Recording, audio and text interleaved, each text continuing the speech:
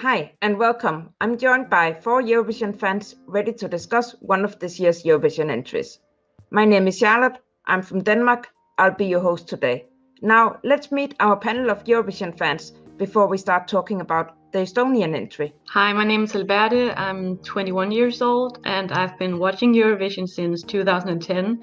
My interest in Eurovision started with Lordi, which is still my favorite winner of all time. Hi, I'm Miljan from Serbia. I'm 39. I'm a radio show host and entertainment journalist.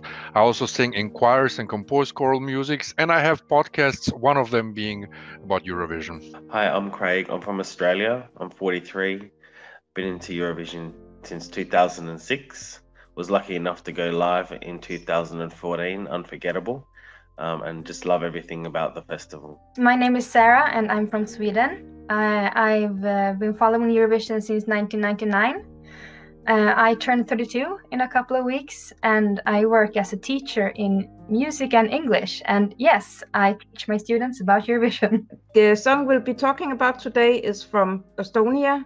This is one of the countries that decided not to reselect their participant from last year, but instead stick to the traditional Eesti Laul format. And yet, somehow they ended up with the same singer after all. The public simply chose Uku Suviste one more time. This time, his entry is called The Lucky One. What do you guys think about this one? I love this one. I loved his song last year even more. It was in my top 5, and this year The Lucky One is in my top 15. I think it's really beautiful. The lyrics are beautiful. He has an amazing voice. And I'm very happy that Estonia is still in my top 15 where they belong. I really like the song that they've gone with this year. The studio version is the one that I've listened to when I'm driving around the house, and I really like that song. I'm concerned how it's going to come across live. I know he can sing live, but I find the live performance is something lacking, so hopefully they can get that sorted. Last year I had them in my bottom 5. I wasn't a fan of that song. I know a lot of people think they sound the same, but so maybe it's just me. But this year I really love the studio version of this song. Well, I'm one of those people who think the songs sound the same. And not only that, his song from 2019 and those songs from last year and this year is simply just one long, boring song. And it's I divide music in categories: songs I like, songs I don't like, and songs that are just meh. They can play in the background while I'm working and not disturb me, and this is one of those. And I think it's pity because he can sing, he has a good voice, and he showed that last year when they had all those cover videos and everything. He does it really well, but this one, it's just meh. I'll have to agree with Miljan. I think this is going to be my bathroom break song this year. I really think it's dull and it doesn't stick out particularly to me, and I think it's kind of in the same league as his last entry, What Love Is, which I also didn't find too interesting, and they basically have the same composition and everything in my head. So I don't think it's that great of a song, and it's not really doing anything for me. After years of struggling to reach the final, Estonia did do so in both 2018 and 2019. Will they also reach the final this year? I'm not sure, actually. I think they won't. I think they'll just unqualify, like the 11th or something, because I hear a lot of people say that they like the song, but I also hear a lot of people saying that it's boring, and I don't think it's sticking out enough. There are a lot of good songs this year. There are also a lot of bad songs, but I don't think it's sticking out enough that it will qualify.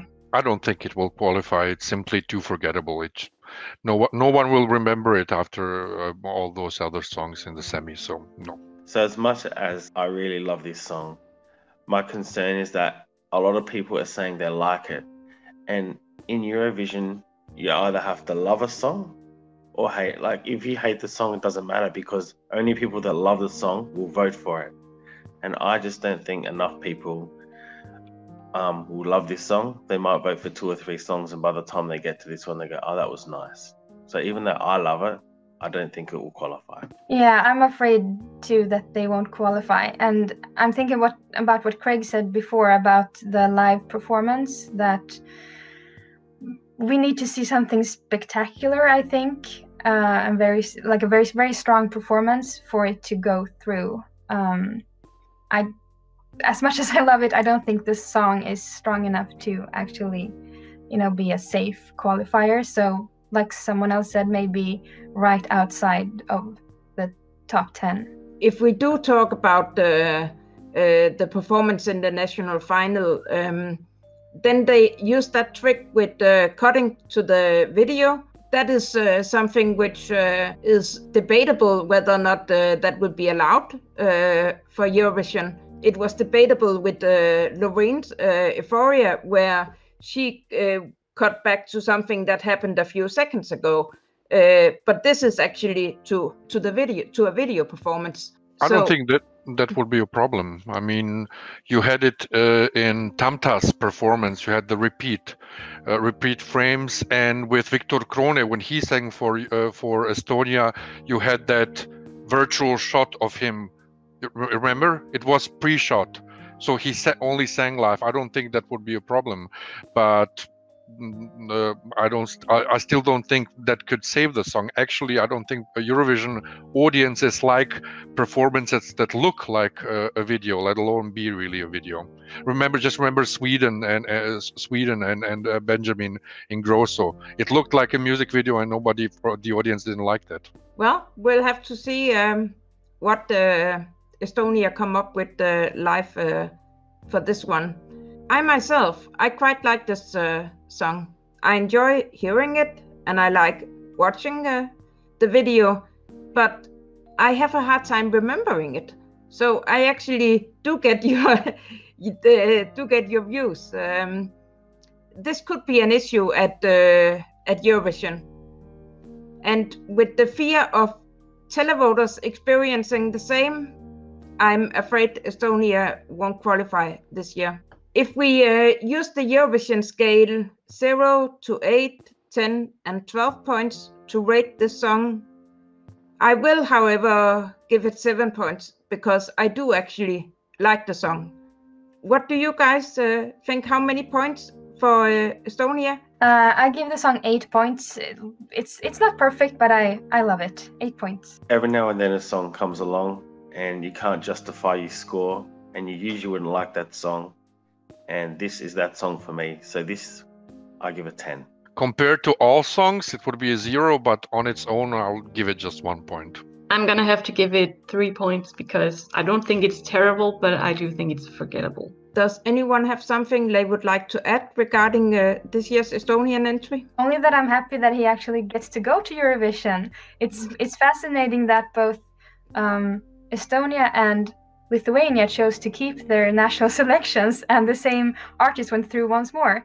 So I'm happy that we get to see, the original artist from last year, from both Estonia and Lithuania and Latvia. So I'm very happy for all of them. Yeah, definitely. With that, I would like to say thank you to our panel and to our viewers. We'll soon return with new panel members and the rest of the 2021 songs. Take care. And don't forget to subscribe and follow Eurovisionary. And bye, guys. Bye.